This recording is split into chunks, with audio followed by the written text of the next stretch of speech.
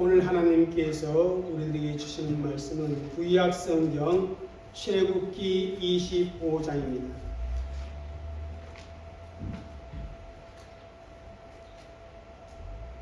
출애굽기 25장 1절에서 9절까지의 말씀.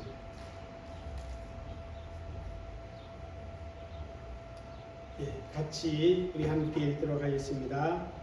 여호와께서 모세에게 말씀하여 이르시되 이스라엘 자손에게 명령하여 내게 예물을 가져오라 하고 기쁜 마음으로 내는 자가 내게 바치는 모든 것을 너희는 받을지니라. 너희가 그들에게 받을 예물은 이러하니 금과 은과 녹과 청색 자색 홍색 실과 가는 배실과 염소털과 붉은 물들인 순양의 가죽과 해달의 가죽과 초홍목과 등유와 간유에 드는 향료와 분할할 향을 만들 향품과 호마노며 애복과 홍패에 물릴 보석이니라. 내가 그들 중에 구할 성소들 그들이 나를 위하여 짓되 물은 내가 내게 보이는 모양대로 장막을 짓고 기구들도 그 모양을 따라 지을지니라. 아멘. 할렐루야. 오늘 또 하나님이 주시는 귀한 말씀을 통해서 정말 우리의 영이 새롭게 되어지고 또 말씀은 우리를 회복시키고 또한 치유하는 능력이 있으니 말씀을 통해 우리의 영육이 치료되고 회복되어지는 그런 은혜가 있기를 바랍니다. 우리는 지난 주일에 이스라엘 자손이 시내산에서 하나님과 언약식을 체결하는 그 장면의 말씀을 들었습니다. 하나님께서는 이스라엘 자손과 언약을 맺고 그 언약의 표시로 그들에게 두 가지를 주셨습니다. 여러분, 하나님께서 시내산 언약을 맺으며 이스라엘 자손에게 주신 그 두 가지가 무엇인지를 아십니까? 두 가지를 주셨어요. 하나는 무엇이냐 하면 율법입니다. 율법. 그래서 19장에서 24장까지 하나님께서 그들에게 율법의 말씀을 친히 모세를 통해 주십니다. 또 하나가 있습니다.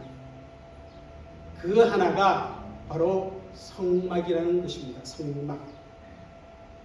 그래서 오늘 25장부터는 하나님께서 시내산 언약을 맺으면서 그들에게 주신 성막에 대해 말씀을 기록하고 있는 것입니다.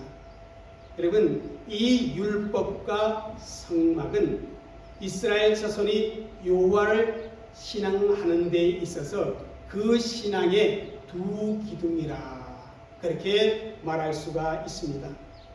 그런데 하나님께서 시내산에서 이스라엘 자손과 언약을 맺으면서 이 율법과 성막을 주신 이유를 우리는 한번 생각해 봐야 합니다. 여러분, 율법은 하나님의 원칙이며 하나님의 백성이 어떻게 살아야 할 것인가 삶의 표준을 보여주고 있는 것입니다. 그런데 그런 하나님의 율법을 죄인인 인간들이 온전히 다 지킬 수가 없습니다.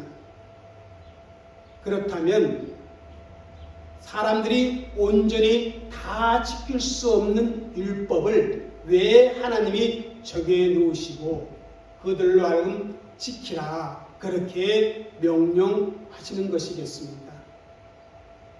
그 이유는 율법을 통해서 하나님의 백성으로서 그들의 정체성과 자상을 어떻게 해요? 삶의 현장에서 실현시키기를 원했다는 것입니다. 또 보배롭고 존귀한 제사장 나라로서의 사명을 잘 감당할 수 있도록 하기 위해서 율법을 주셨습니다.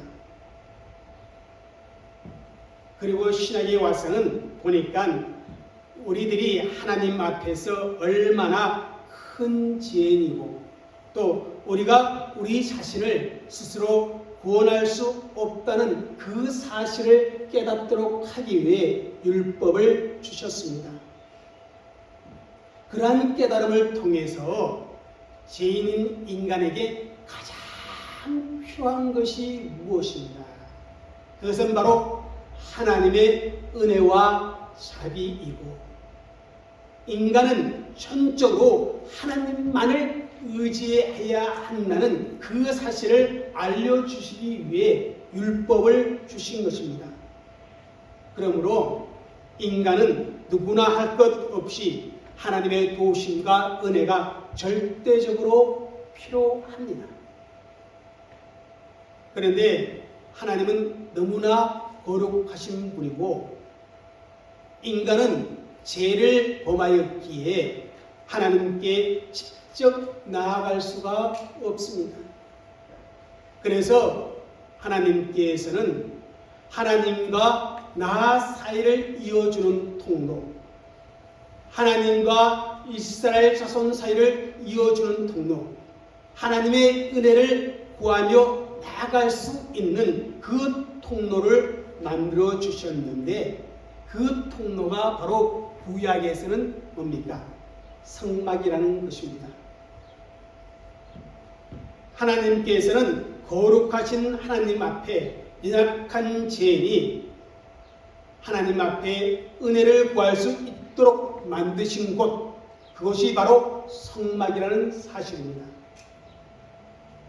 이스라엘 자손은 이 성막으로 나아가 하나님께 예배드리고 하나님의 임재를 경험하게 됩니다.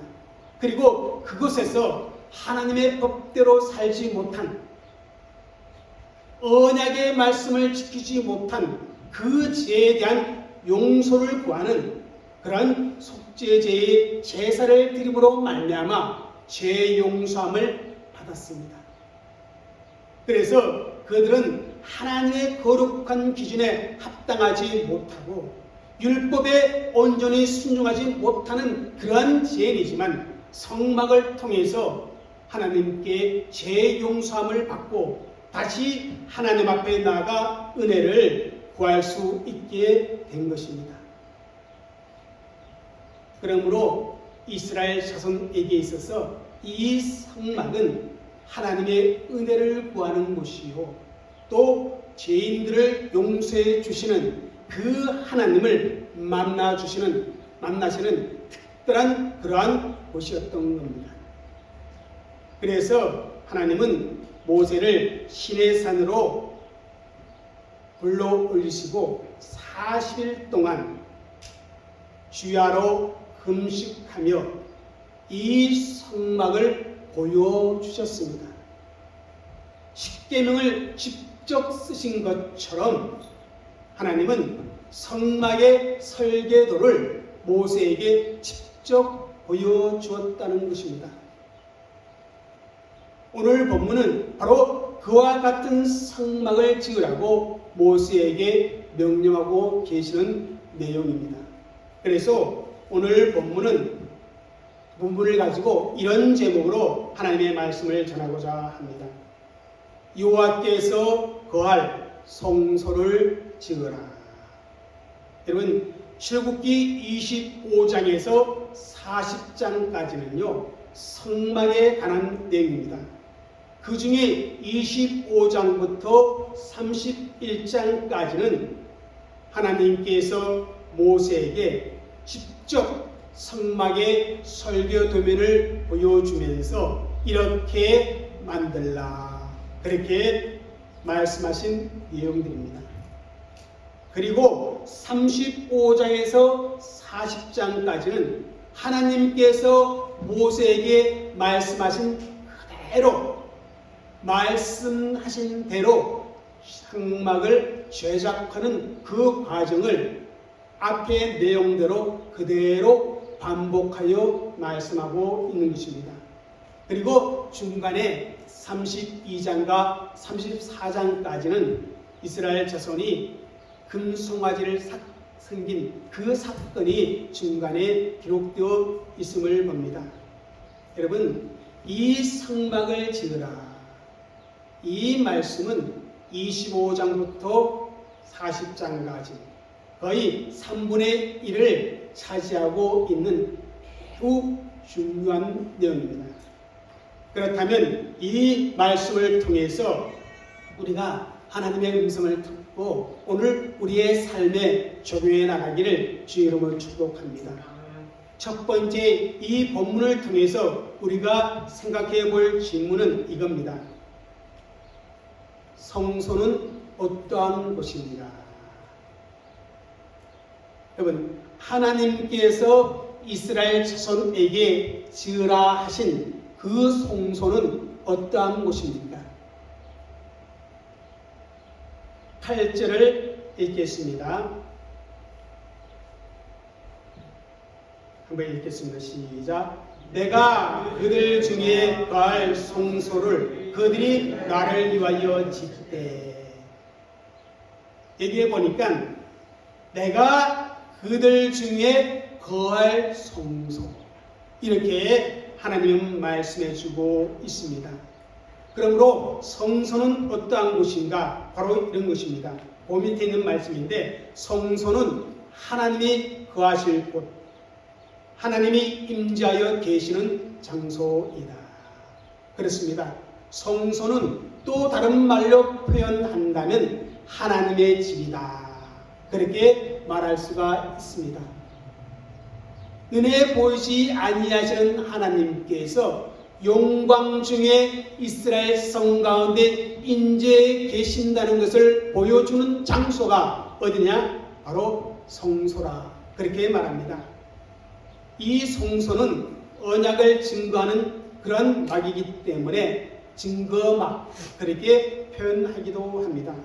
그리고 이스라엘 자손과 하나님께서 만나는 장소이기 때문에 회막, 그렇게 표현하기도 합니다. 그리고 그 장소는 세상 다른 곳과 구별된 곳이기에 뭐라고 표현합니다? 성막, 이렇게 표현하기도 합니다. 그래서 오늘은 성막으로 표현하며 하나님의 말씀을 듣기로 하겠습니다. 여러분, 하나님이 계신 곳이 어디예요? 일반적으로 하나님이 계신 곳, 셋째 하늘 천국이라 그렇게 말하기도 합니다. 그런데 우리 하나님은 천국에만 계시는 분이 아니라는 사실을 성경을 통해 배우게 됩니다. 하나님은 전 우주를 비롯해서 이 세상 어느 곳에나 계시는 그러한 존재이십니다. 그래서 신학적으로 표현하면 하나님의 현재성 혹은 또 무소부재하심, 이렇게 말하기도 합니다. 그래서 성경은 하나님께서 온 우주 안에 충만하고 가득하다, 그렇게 선포하고 있습니다. 천국에 계시는 하나님, 그러나 온 우주에 충만하신 하나님, 이 광대하신 하나님에 대해 우리가 가진 지식과 그리고 우리가 사용하는 언어로 다 표현할 수도 없고 또 이해할 수도 없습니다. 그러한 하나님께서 우리가 사는 이 땅에 특별한 곳을 선택하셔서 그곳에 하나님의 영광을 나타내시고 하나님의 뜻을 계시하여 주시고 하나님의 구원 역사를 진행하시기를 원하셨다는 겁니다. 특히 하나님은 이스라엘 자손을 하나님의 백성으로 선택하시고 그들을 만나주시고 그들에게 하나님의 영광과 임재를 보여주시기를 원했습니다. 그래서 너무나 위대하고 광대하셔서 하늘의 하늘도 감당할 수 없는 그 하나님이 낮고 낮은 이 땅 가운데 영광 중에 임재하시기로 그렇게 계획을 세우신 것입니다. 그러한 하나님의 목적으로 이 땅에 지어진 것이 뭐다? 성막이라. 그렇게 말씀을 드리는 겁니다. 이 성막을 통해서 하나님의 백성들에게 하나님의 임재와 영광을 경험하게 합니다. 그리고 바로 그 성막에서 하나님을 예배하고 하나님께서는 사람들을 만나주시고 그리고 인간이 율법을 범한 그 모든 죄를 용서하는 그러한 의미에서 하나님은 성막을 지으라 그렇게 명하고 계시는 것입니다. 그러므로 하나님이 거하실 성소를 지으라 그렇게 명하신 이 말씀은 이스라엘 자손에게 참으로 놀라운 하나님의 은혜라 그렇게 말할 수가 있습니다. 여러분 한번 생각해 보시길 바랍니다. 어떻게 사람이 지은 건물 안에 하나님이 거할 수 있겠습니까? 말씀하신 대로 하나님은 온 우주에 충만하신 분입니다. 그런 분이 어떻게 인간들이 만들어 온 그 성막 안에 거할 수 있겠습니까? 특별히 하나님의 임재를 상징하는 지성소의 그 넓이는 어느 정도인지 아세요? 10규빗. 그러니까 이쪽으로 54.3cm, 아니 45.8cm? 하여튼 여기서까지니까, 그죠? 요거 10번이라는 게 10번. 좁은 공간 안에, 여러분, 하나님이 계신다고, 하나님이 거하신다고 생각해 보시길 바랍니다. 그런데 하나님이요, 그곳에 계시면서 하나님의 영광을 나타내시고 사람들을 만나주시고 그곳에서 인생들의 모든 죄를 용서하시는 하나님의 은혜가 흘러나온다는 사실입니다. 그렇다면 여러분, 이와 같은 성막은 오늘날 무엇을 의미하고 있느냐 하는 것입니다. 여러분, 요한복음 1장 14절을 읽겠습니다. 말씀이 육신이 되어 우리 가운데 거하시매 그의 영광을 보니 아버지의 독생자의 영광이요 은혜와 진리가 충만하더라. 이 말씀에 보면 예수님의 성육신을 말씀이신 성자 하나님께서 우리 가운데 거하신다 그렇게 표현하고 있습니다. 여기 우리 가운데 거하신다는 이 말씀을 원문 그대로 번역하면요, 우리 가운데 장막을 치신다 그런 뜻을 가지고 있습니다. 성막이 하나님께서 이스라엘 자손 가운데 거하실 성소인 것처럼 예수님의 성육신이 우리 가운데 거하시는 바로 하나님의 성소의 의미가 있음을 요한복음 1장 14절은 말씀해 주고 있습니다. 그래서 우리 예수님께서 요한복음 2장 19절에 이렇게 말씀합니다. 너희가 이 성전을 헐라 내가 사흘 동안 일으키리라. 이런 예수님의 말씀을 듣고 유대인들은 아니 이 성전을 짓는데 46년의 그러한 세월이 보냈는데 어떻게 너가 3일 만에 일으킬 수 있느냐 그렇게 반문을 합니다. 그때 요한복음 2장 21절에 이렇게 하나님 말씀을 주고 있습니다. 그러나 예수는 성전된 자기 육체를 가리켜 말씀하신 것이라. 예수님의 몸이 성전이라는 사실을 분명히 해주고 있는 것을 봅니다. 여러분, 육체의 성전인 예수님은 모든 사람을 하나님에게로 나아가게 하는 그런 길입니다. 그래서 예수님께서 육체의 몸을 입고 이 땅에 오신 그 사건을 가리켜서 뭐라고 표현합니까? 임마누엘이라 그렇게 표현을 합니다. 즉 하나님이 우리와 함께 계시다는 그런 의미의 말씀입니다.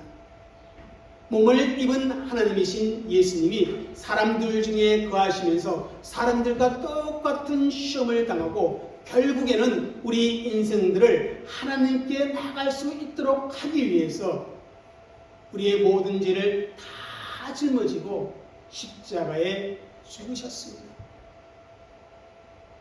내 예수님께서 종료주일에 예루살렘 성을 입성하신 겁니다. 만왕의 왕 되시는 예수님께서 예루살렘 입성하시는 이유는 바로 십자가를 지시기 위해서입니다.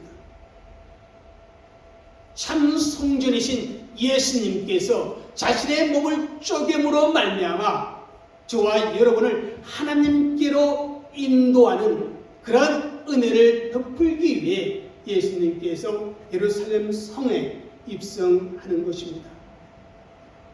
그러한 예수님께서 정말 놀라운 약속을 제자들에게 하십니다. 한번 읽겠습니다. 요한복음 14장 16절에서 17절입니다. 내가 아버지께 구하겠으니 그가 또 다른 보혜사를 너희에게 주사 영원토록 너희와 함께 있게 하리니 그는 진리의 영이라 세상은 능히 그를 받지 못하나니 이는 그를 보지도 못하고 알지도 못함이라. 그러나 너희는 그를 아나니 그는 너희와 함께 가시며 또 너희 속에 계시겠습니다. 하나님이 성막에 거하시는 것처럼 이제 성령님께서 구원받은 성도들의 내면 속에, 성도들의 심령 속에 거하시겠다. 그렇게 약속의 말씀을 예수님이 주신 것입니다. 여러분, 성막에는요, 율법을 범한 그 죄와 허물을 처리하는 번제단과 죄를 덮고 가리는 속죄소가 있습니다. 우리가 하나님의 보배롭고 존귀한 왕같은 제사장으로서 하나님의 법을 반드시 지켜야 하지만 죄의 본성을 지닌 연약한 인생들이라 하나님의 법을 다 지킬 수가 없습니다.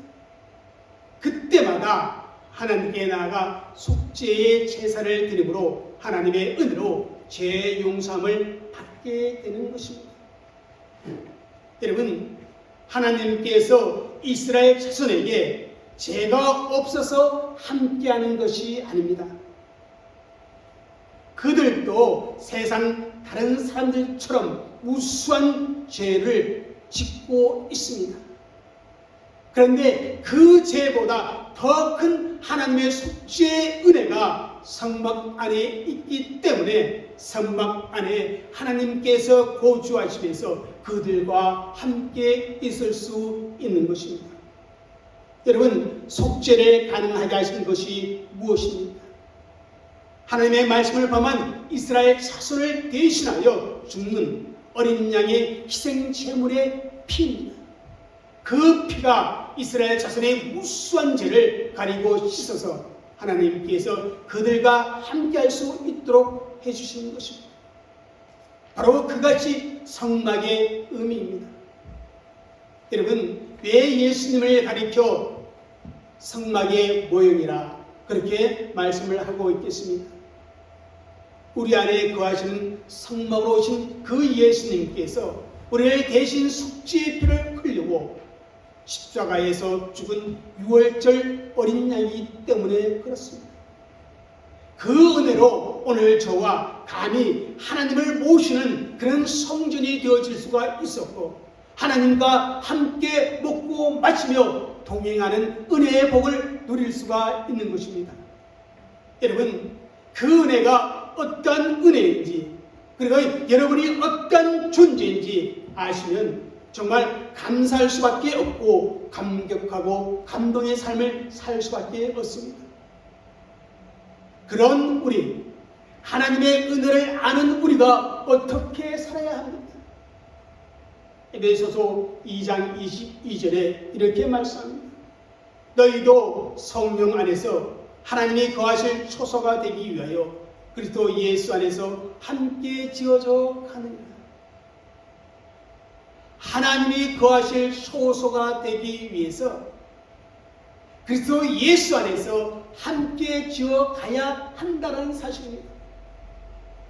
내 안에 하나님이 거하실 수 있도록 예수 그리스도의 피가 흘러넘쳐야 하고 그럼에도 불구하고 내가 하나님의 법을 지키지 못했을 때는 끊임없이 하나님 앞에 회개하며 하나님의 말씀으로 내 삶을 거룩하게 살아야 한다는 사실입니다. 출애굽기 29장에도 이와 같은 말씀을 주십니다. 한번 읽겠습니다. 내가 이스라엘 자손 중에 거하여 그들의 하나님이 되리니 그들은 내가 그들의 하나님 여호와로서 그들 중에 거하려고 그들을 애굽 땅에서 인도하여 낸 줄 아리라. 나는 그들의 하나님 여호와니라. 그들과 함께하고 싶어서, 그들과 사랑을 나누고 싶어서, 그들에게 하나님의 마음을 보여주고 싶어서 그들과 동고동락하기를 원해서 그들을 애굽에서 인도해 내셨다고 말씀합니다. 마찬가지입니다. 왜 하나님께서 저와 여러분을 죄와 사망에서 건져내셨습니까? 저와 여러분과 함께하고 싶어서입니다. 저와 여러분과 동고동락하며 함께 마음을 나누고 함께 사랑을 나누고 함께 교제하기를 원하여서 우리의 마음에, 우리의 심령에 하나님이 친히 구하셔서 우리와 살고 싶어서 하나님께서 저와 여러분을 죄와 사망에서 건져내셨음을 믿으시기를 주의 이름으로 축복합니다. 하나님이 거하실 초소로 삼으시고 저와 여러분을 구원하시고 인도하여 주신 그 하나님의 마음을 알고 하나님의 거하실 초소로 아름답게 여러분의 인생을 지어가시는 그런 성도들이 되시기를 주의 이름으로 축복합니다. 우리가 두 번째 질문은 이겁니다. 그럼 성막을 무엇으로 지어야 하는가 하는 것입니다. 여러분 한번 생각해 보시길 바랍니다. 하나님이 거하실 집입니다. 도대체 무엇으로 지어야만 거룩하신 하나님이 머무는 그런 집을 만들 수 있겠습니까? 그 집은 하늘의 재료로 지어야 합니까? 하늘에서 만나를 내려주시듯이 하나님께서 그 지을 성막을, 그 재료를 하늘에서 내려주셔야만 합니까? 그것이 아니라는 것입니다. 바로 이것입니다. 읽겠습니다. 시작. 이스라엘 자손이 드린 예물로 지으라고 말씀하신 성막을 무엇으로 짓느냐? 이스라엘 자손들이 하나님께 드린 그 예물을 가지고 성막을 지으라, 그렇게 말씀하고 있습니다. 2절을 읽겠습니다. 시작. 이스라엘 자손에게 명령하여 내게 예물을 가져오라 하고 기쁜 마음으로 내는 자가 내게 바치는 모든 것을 너희는 받을지니라. 우주 만물을 창조하신 우리 하나님께서 무언가 부족하기에 가져오라, 그렇게 말씀하신 것은 결코 아닙니다. 그러면 예물을 가져오라, 그렇게 말씀하신 이유가 무엇인가 하는 겁니다. 그 이유는 성막을 세우는 일에 이스라엘 자손을 동참시킴으로 말미암아 그들로 하여금 성막의 소중함과 그곳에 자신들의 마음을 두도록 하기 위해서입니다. 또 모든 것이 하나님께로 왔음을 믿음으로 고백하고 인정하도록 하기 위해서 예물을 가져오라, 그렇게 말씀합니다. 마태복음 6장 21절에 예수님은 이렇게 말씀합니다. 내 보물이 있는 곳에 내 마음도 있느니라. 우리가 소중한 무엇을 가져오면 우리의 마음도 자연스럽게 함께 따라오게 됩니다. 우리가 가진 소중한 것들을 하나님께 바치는 것은 우리의 마음을 주님께 드리는 것과 같은 것입니다. 우리의 마음을 드린다는 것은 또 다른 말로 하면 우리의 전부를 하나님께 드리는 것과 같다, 그렇게 말할 수가 있습니다. 그래서 하나님은 하나님의 백성들에게 빈손을 보이지 말라, 그렇게 말씀을 하십니다. 그런데 오늘 본문에 보니까 이스라엘 자손들에게 받을 그 품목을 말씀해 주고 있습니다.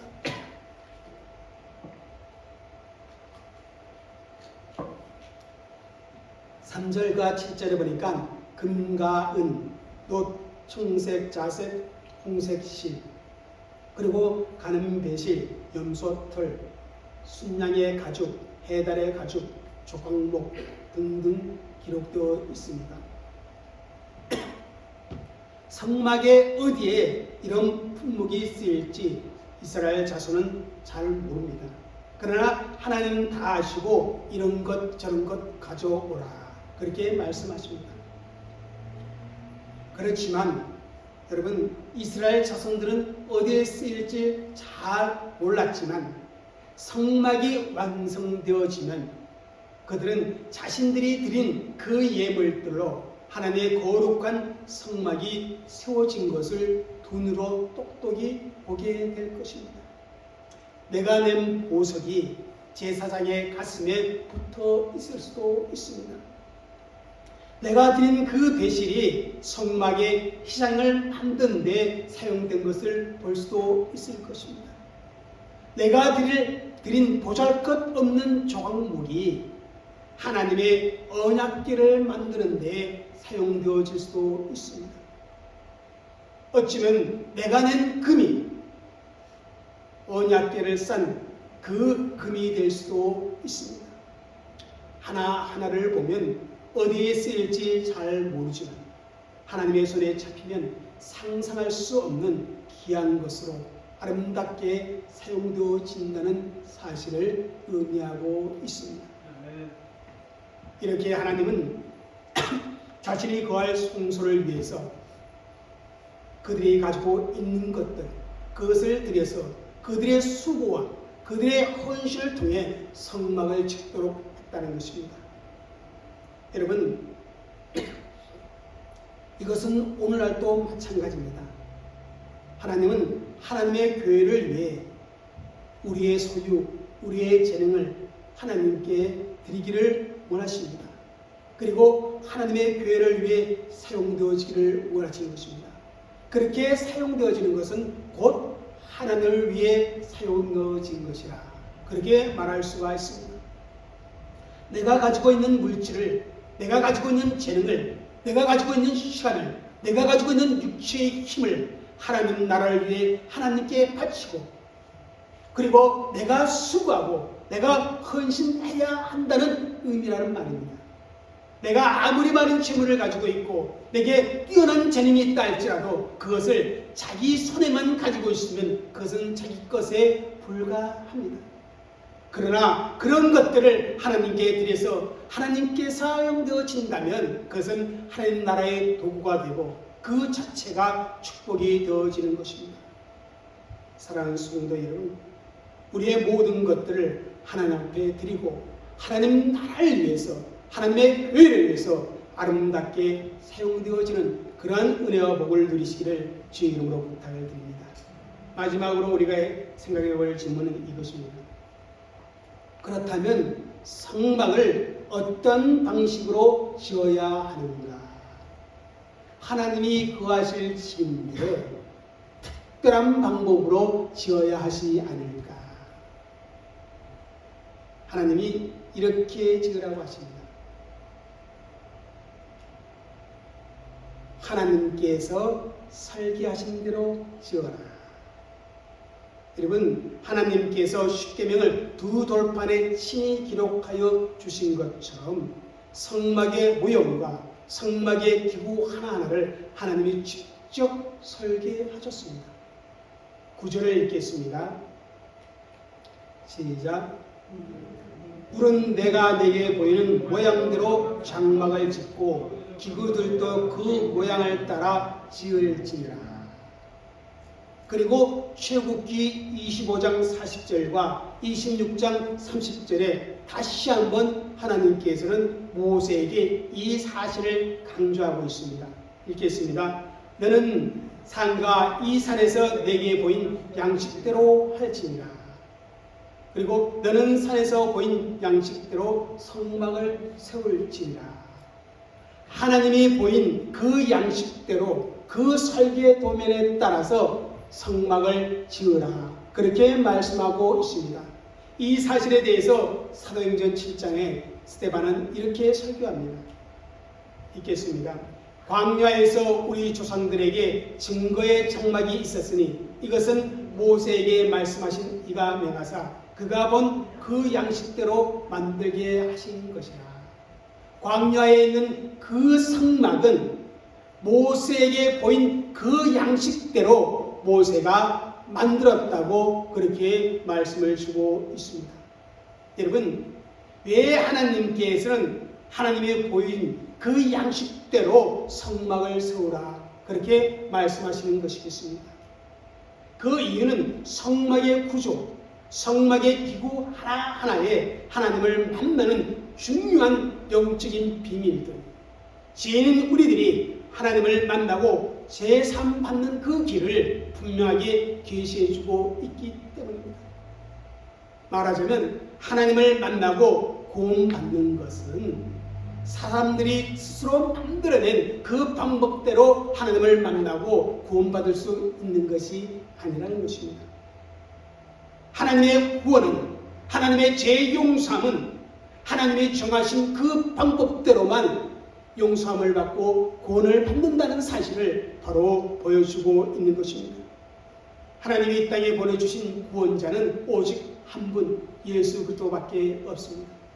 여러분, 그래서 이 성막이 추구하는 궁극적인 초점은 바로 예수 그리스도이십니다. 성막의 기구 하나하나가 구원자이신 예수 그리스도를 일정하게 보여주고 있습니다. 그래서 성막의 기구는요, 인간들 마음대로 만들 수 있는 것이 아닙니다.